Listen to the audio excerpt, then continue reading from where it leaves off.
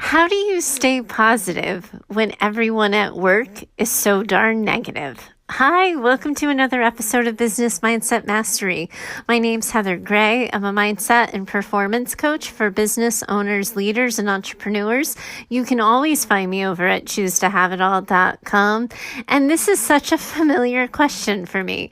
How do you stay positive when everyone around you wants to think about the negative? I feel like that sometimes people find comfort in being negative, that it's like their safety zone and their security blanket, because if they stay pessimistic, if they look at the half-empty glass, they don't have to risk the disappointment that comes with being positive, with hoping that things are going to be better, walking on the sunny side of the street only to trip and fall, right? So I think sometimes there's truth in this whole idea that misery loves company. But what happens when you don't find company in a miserable environment? When you're trying to find the good, look for the good, or dare I say it, you actually don't think things are as bad as everyone is saying. How do you find your way? How do you show up? That's the core of what we're getting at today with the listener question. So let's just dive in and I'll find you on the other side. Here goes. Heather, how do you stay positive with negative coworkers? My girlfriend and I have been listening to your show for months. We both work for the same company. I'm doing work in the tech department and my friend is on the clerical staff. We also belong to the same church. Together, we've built quite a local reputation in our community for our youth choir. Neither of us are trained singers, but our choir is now almost to 50 members. We daydream about building a youth-positive business where we teach other church communities how to replicate what we've done for our church. We want to create a movement, change how church is perceived, and offer youth an alternative to the streets. We have no idea how we're going to do it, but I know we're going to. Back to our day jobs, though. We both like our work just fine. The company treats us well, pays us well, and is pretty family friendly. We don't have complaints, but everyone around us seems to. We work in one of those large office buildings where everybody's in a common space, and we don't have our own individual cubicles. There's something to be said for community there, I guess. They complain about management, about the hours, and about limited parking. The bad food in the cafeteria. There's always gossip, too, that the budget's going to change and we're out of jobs, that robots are going to take over, and that there's always, let me start that one over. There's always gossip too, that the budget is going to change and we're going to be out of jobs, or that the robots are going to take over the jobs that people have been doing. Everyone is just angry and upset all the time, and it's hard for us to stay positive. We have no idea how to say something or if we should say something. How do we stay positive? Are there things we can do to change things for the better? Does it help to say something about the situation, or are we best to keep it to ourselves? Is it saying something to you about our potential as business owners that this is even bothering us? Are we supposed to have thicker skin? We want to be taken seriously, but we're in the minority here. What should we be doing?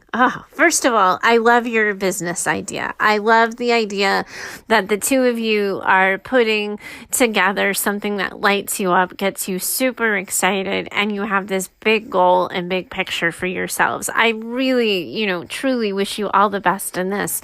And if you ever want my 2 cents on how I can help you in that area, certainly definitely let me know. But when you're dealing with the work environment, the first thing that I want to ask you and have you guys do a gut check with yourselves about is how much energy do you want to put to changing the community environment in your work? Because you're going to have to decide how much skin in the game you're going to put, how much you're willing to put yourself out there, deal with criticism, deal with people who minimize you or, don't offer you validation to your point of view, who argue back with you, who talk about you behind your back. Anytime you put yourself out there, anytime you're offering a view that's in contradiction to your yours or to the popular opinion, you're opening yourself up to ongoing feedback, criticism, and more negative energy. You can want to say something all you want, but the first thing I want you to do here is a gut check about how much energy and time you really want to put into this. How passionate do the two of you feel about changing the community or the work environment? So if you're looking at this and you're deciding for yourselves, well, no, we just like they're going to be who they're going to be. We just want to figure out how to stay above the fray. I would start looking at ways that the two of you can create kind of private jokes about the situation. I think that there's a lot you can do internally and share with each other. In order to get yourselves through the day. If you don't want to say something, I think you can figure out where you're having lunch so that you're away from people who are complaining. I think you could create little daily competitions with yourselves around how many times you can offer a positive reframe to someone's negative comment, how many sips of water you take. It's like reinventing the drinking game when you're at work, but anytime someone says this, you have to take a sip of water. I think that there's a lot of private jokes and a lot of private exchanges that the two of you could have as a way of getting through the day. But if you're deciding that you want to go outside yourselves, that you want to be a part of, bringing the movement that you want to do for your church, quite frankly, into the work community, you guys get to decide how you want to do that and how sort of confrontational you want to be about it. Sometimes it's as easy as saying out loud, hey guys, I know work is really hard. The 9-to-5 grind really can suck our souls, but it's really makes the day longer when all we do is focus on the negative. You can just reflect for people or let them even know that it's bothering you, because I think sometimes people complain because that's what they think they're supposed to do. That you're supposed to complain at work. It's like the shared work experience, and it's foreign to people to say, well, no, can't we talk about anything else? Because that's the other thing that happens is sometimes people complain about work because it's the only thing that the shared workers have in common is we're all doing this, we're all sharing this space. So in order to have something to say, they go to the negative. So part of it too is you could show up, and if you don't want the complaints, I would start thinking about things you would rather be talking about instead, or maybe figuring out, is there a way to have a music playlist playing, or can you just put on headphones? You get to decide for yourself how you want to be the change. You can reflect for people what it feels like to be around a negative environment. You can be the person who sort of says out loud the positive things. You can engage people in positive conversations. One of the things that I've done over the years when I find that people are exceptionally negative is I don't acknowledge those conversations. So when they happen in a group environment, I don't participate in them. When someone is just doing it privately and I find them chronically negative, I'll listen, but I won't comment back and I won't reflect back. I don't use my active listening skills where I'm repeating what I've just heard. I just kind of listen and say, okay, but I don't extrapolate or expound on the ideas being brought up. But what I will do then is anytime it's a positive conversation, anytime it's an enjoyable conversation, I'll give my attention to those types of talks and those types of chats. The other thing too is sometimes you have to think about how do you improve morale in general. So sometimes you can think about things that might be nice for everybody. So perhaps you want to organize a potluck lunch for people. Maybe you want to engage in a little trivia game or create something so that the focus of what's so negative for people is shifted. Little lotteries for prizes or little different things that could put people in a good mood and shift their focus. Again, you're going to have to decide how much skin you want in the game. Sometimes it's worth thinking about how do you take it outside your little office team and how do you include human resources or how do you include management? One of the things that I think is a really great idea in this scenario is finding a supervisor and saying hey, I really appreciate how family friendly this company is. I've really enjoyed working working for you guys. I would like to be a part of creating a more positive morale on the team. I was wondering if there was a role for me so that you can sort of be the change you want to see. So much of this is going to be doing a self-reflective exercise for yourself of how invested you are in this and how much time you're willing to put into it. The other thing sometimes is simply letting supervisors know if you're hearing common complaints and you're hearing people kind of moan and groan about certain things. Sometimes it's just worth telling a supervisor to say, hey, I don't know if you guys are realizing this, but everybody's been complaining that the Wednesday meetings are going entirely too long and that there's people at these meetings that don't need to be at the meetings. You guys might want to look at the structure for improving that. A lot of times people on the leadership staffs will engage positively when somebody brings a problem to them, but also offers the solution. So I would start thinking about the problems you're identifying, what's happening with the negative morale, and start to think for yourself what you think could be added to it, how you could contribute to the team in a positive way.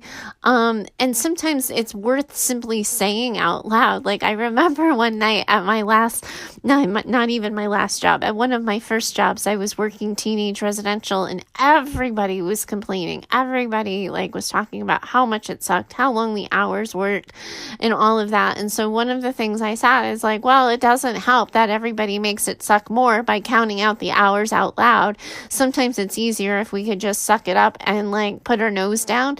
And people didn't even realize that they were making the day and the shift seem longer by recognizing every 15-minute increment that had gone by. So sometimes you just have to say out loud to say, hey, I don't know if you guys are realizing this, but there's definitely a part of this job that sucks. Could we make it suck less by not focusing on it? I think you can use humor. I think you can reflect back and help people see a little bit how they're perceived.